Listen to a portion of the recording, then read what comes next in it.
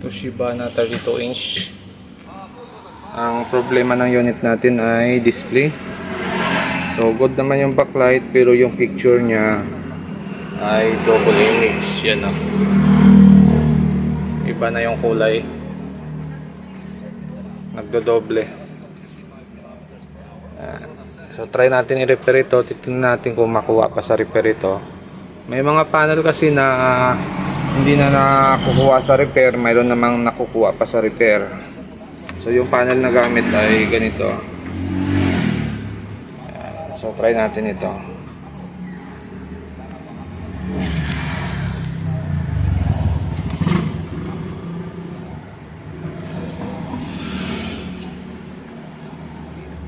So naka-indicate naman dyan Bcom CKB2, CKB B2, tapos STBP.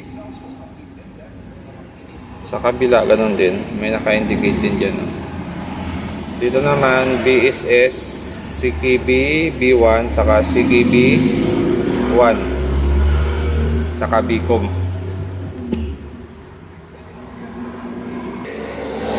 Bali yan yung ating CKB2 ito. Yan. So ito kasama din ito. Tapos itong isa, tapos itong CKB2. Yan. So try natin to i-cut. Cut natin to yung apat. Actual na tayo. Ito kasi hindi natin sure kung dito yung problema or doon sa kabila. Kaya ang cut natin dito ay isang line lang. Huwag masyadong malaki. Para pag hindi dito yung problema, pwede pa natin siya ibalik. Hindi siya mahirap ibalik.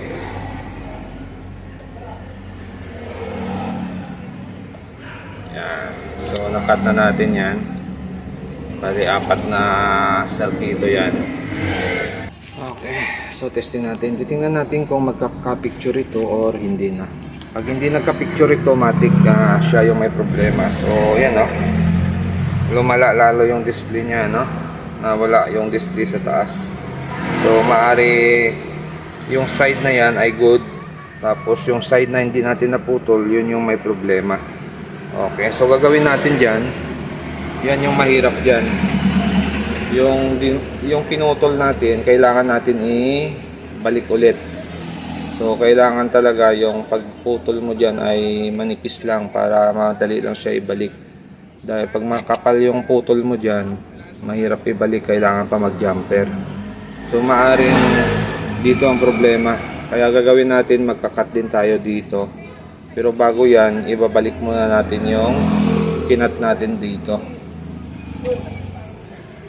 So binalik muna natin, tapos tinesting ulit natin para makita natin kung full screen ulit yung display nya.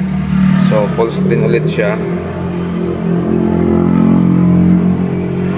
Tapos gagawin natin dyan ay dito tayo magkakat ulit.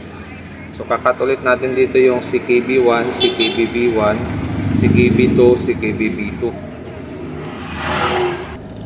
So bali ito yung ating clock signal.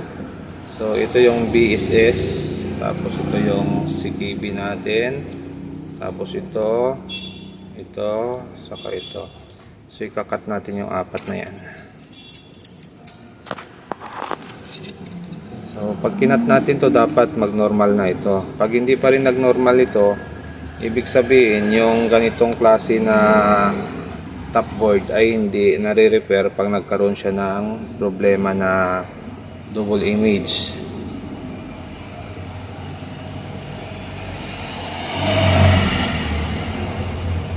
Kaya paswerte yan. Mayroon kasing mga top board na pag nagkaroon ng double image ay nare-repair pa. Mayroon naman talaga na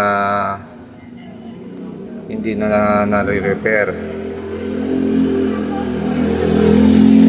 Dito try natin kung kaya pa i-repair. So naputol na natin itong apat. 1, 2, 3, 4. So titesting ngayon natin. Titingnan natin kung magkaka-display ito ng maayos. So pag hindi, okay lang. At least na try natin. Pag nag-normal naman, swerte. Pero yung mga ganitong remedyo ay pwedeng tumagal, pwede rin hindi. Yo. So nagnormal siya, no? Yun, no? Normal ang display niya. So ibig sabihin, yung side na ito yung may problema sa kanya. Yan. So nag-okay pa yung display.